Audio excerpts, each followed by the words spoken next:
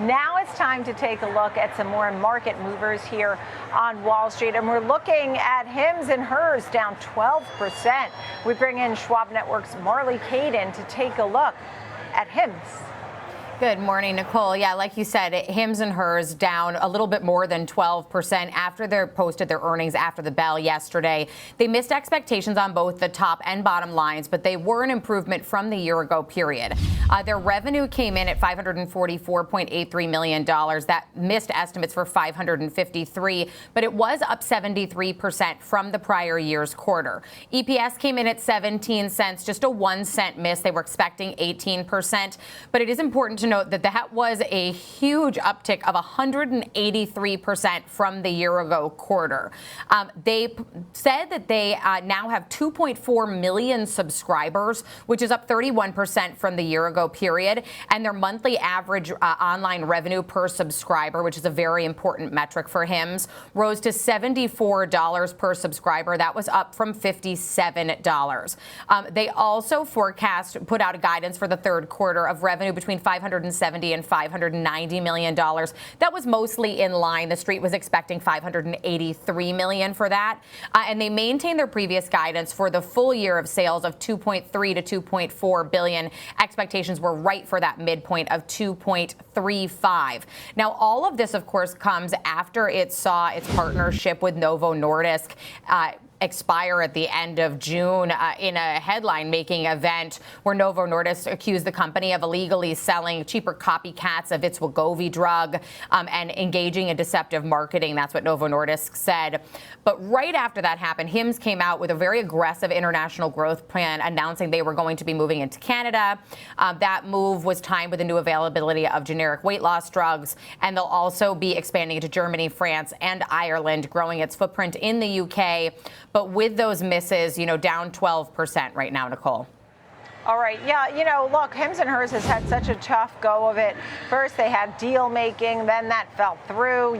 They were concerned about using composite materials to make the weight loss drugs and things like that. It just hasn't had a go of it. I mean, since that high that we saw of nearly $73 earlier this year. And even though it's come up off the lows of April and May, for example, it's still having a hard time. And the sell-off here today and the revenue miss really tells the story. Are there bright spots for HIMS and HERS to move higher? And that's also a question. Yeah, I'm not sure about the bright spots. I think they're going to need some bigger announcement than international growth, which certainly could be a driver here. But there's such an optics issue right now, being accused of deceptive marketing practices and potentially creating illegal compounds. I think they have to cross that hurdle. But going into earnings, analysts were mostly bullish on HIMS and HERS. They were about 68% for the buy side. So, I think looking for that next bright spot may be a bit of a ways out, but we have certainly seen companies with incredible turnaround stories. So absolutely not out of the question here. All right, next up, Oracle. A big price target hike today. Yes, that's Oracle got, they're up about 1.5% right now. Oracle got a price target hike from Bank of America. They raised their price target to $295, a pretty substantial hike, up from $220 at B of A, saying with a neutral rating that they maintained, citing Microsoft and Meta both increasing their CapEx in their earnings. Microsoft, guided their Q1 CapEx to $30 billion plus, which they said was well ahead of the firm's prior estimate. Meta guided for CapEx of $69 billion, which was well above the estimate as well. And the analyst who covers Oracle at B of A said that he views those as demand signals into the large addressable market for AI infrastructure, and developments like that over this next earnings quarter are incredibly positive sentiment for the AI cycle, which of course Oracle is a key beneficiary. So that's the reason behind that one. Yeah, that's some good news. $295, a nice hike there for Oracle. Good news there. It has an up arrow, 1.5%. And then we turn our attention over to Pfizer. When we talked about bright spots, this has some bright spots. Let's see what people are really focusing on when it comes to the quarterly results of Pfizer. Pfizer was one where I think the expectations were a bit mixed here, Nicole, but it's up 4% this morning. They had positive earnings, positive guidance here. EPS beat by 36%. It was expected to be 58 cents. It came in at 78 cents. Revenue also was up 10% year over year and beat estimates by about $1 billion. Came in at $14.7 billion. They also raised their full year earnings guidance, and we've seen through this earnings quarter how important that is, that guidance component to your report. That is a lot of what was sending the shares up.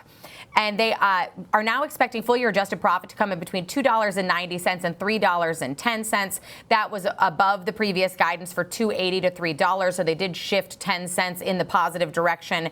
They also maintain their 2025 revenue forecast for $61 to $64 billion. Now, they did add that the outlook includes a one-time charge of what will be about 20 cents per share related to their licensing deal for this Chinese drug maker's cancer drug that they've licensed. Now, this is supposed to be, as Pfizer executives say, a potential game changer for Pfizer. It's a cancer treatment drug that they're licensing, and that charge will be recorded in the third quarter. So that'll be a 20-cent charge. But surprisingly, the COVID drugs were a big part of the story here, Nicole.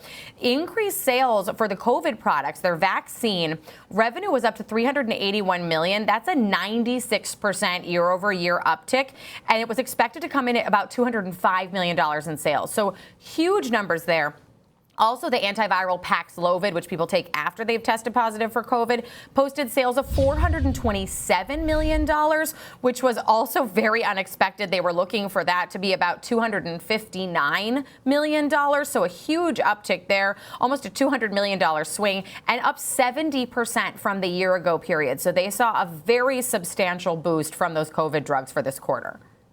All right. Well, thank you for all of that, Marley Kayden, and good luck there at a few key names here on Wall Street.